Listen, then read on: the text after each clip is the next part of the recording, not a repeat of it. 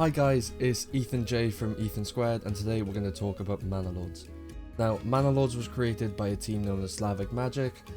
Currently, they only have one developer, Greg Stitchin. He's the guy who made Manor Lords, and fair play to him, he's made a good game. Fun fact, the Slavic Magic name was inspired by the vodka and Slavic Magic meme from The Witcher 3. So, what is Manor Lords? So, Manor Lords is an RTS slash role-playing game slash city builder. Now, the role-playing game, I say role-playing game, is currently a work in progress. There are some role-playing elements, but it isn't fully fleshed out yet. And the game is still in early access, so things might change from now. So far, there are only a couple of RPG elements, but I'll be covering them later on in the video. So, Manor Lords was released on the 26th of April 2024. The teaser trailer was first released in 2020, and after about a year, it qualified to receive funding from Epic through their Mega Grants program. But with all that put aside, let's get into why the game is so good.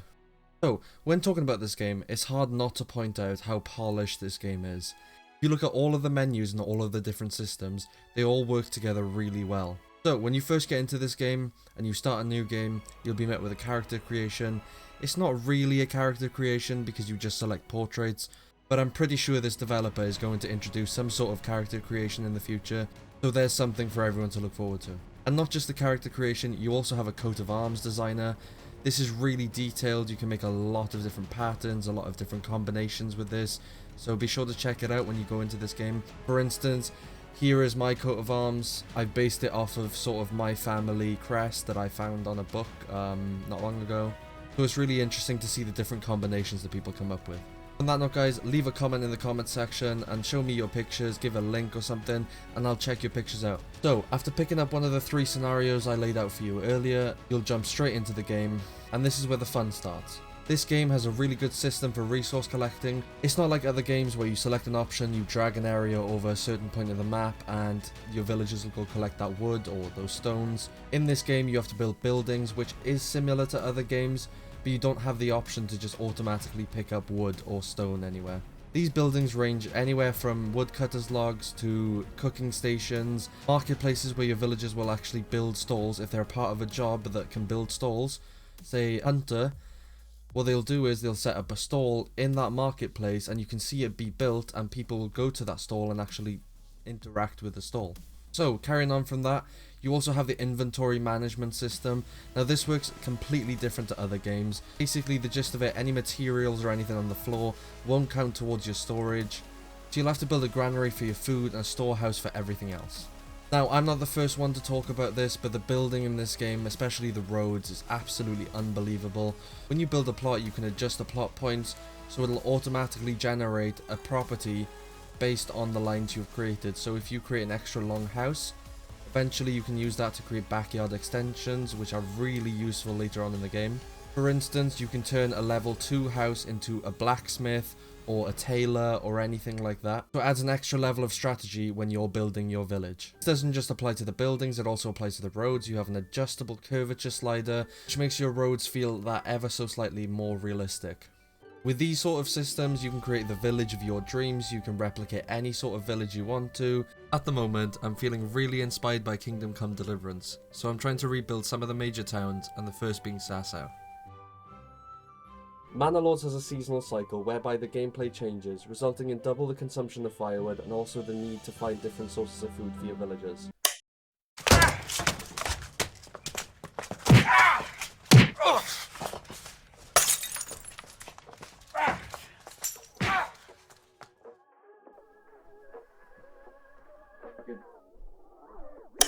Hi, Ethan D here from EthanSquared. Don't worry about him, he'll wake up later. Trading in Manor Lords works on an import-export basis, so you can import stuff that you need and export stuff that you don't need anymore. There's also a full trade option, which is you're kind of stuck in the middle and you kind of need it, sometimes you kind of don't. This plays heavily into the season system, as you're going to be needing more food and more firewood throughout the winter.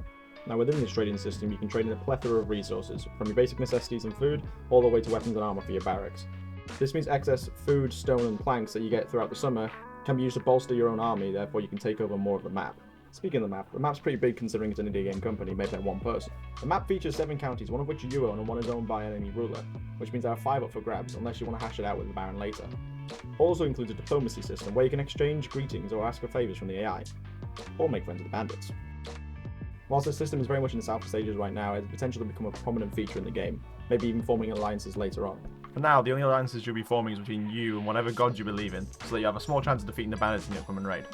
And believe me, late game raids fuck you up. If you like this video and want more like it, make sure you drop a like and a comment, and hit the subscribe button. The other Ethan's just woke up, so now we're going to go back to him.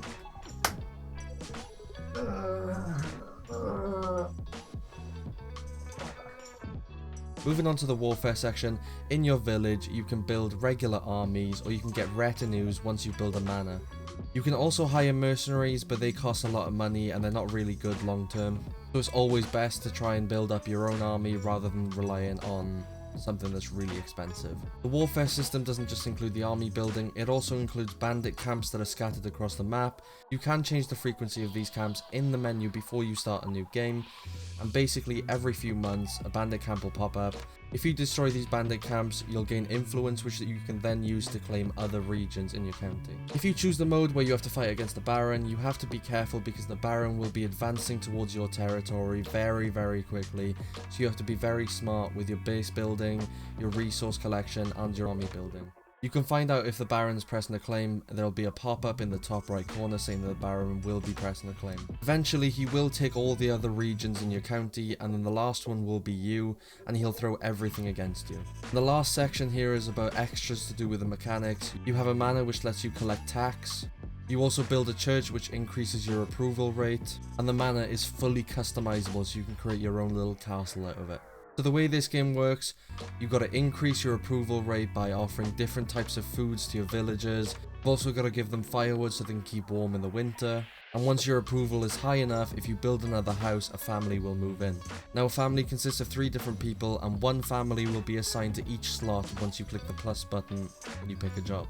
So, even though the mechanics work well together, this game is still in early access, so it does have its fair share of bugs. I personally have encountered a bug in one of my saves. I had to restart the save. Basically, I got attacked by bandits for the first time and they destroyed my army and managed to burn down some buildings in my village. Now, I rebuilt these buildings, but for some reason, it permanently said that my villagers were cold and homeless, even though I had built surplus houses to house them in. As of yet, there is no fix for this bug, so if you do run into it, I'm afraid you're going to have to restart your save. At the moment, their bug report section in their discussion page has over 1,000 bug reports. I'm pretty sure a lot of them have been patched, and they are putting out updates every week so far. And so far, this game looks to be headed in the right direction. Slavic Games are hiring people, they announced on X the other day, so if you are interested, please check out this tweet. There's an email listed, please reply to the email if you're interested in working for him. Honestly, this is such a good game and it'd be so amazing if somebody can get along with him and help him out with this. So that's everything guys, I really hope you've enjoyed this video. I'll see you guys in the next one. So I'm recording that one. Manor Lords has a seasonal cycle whereby the gameplay changes, resulting in double...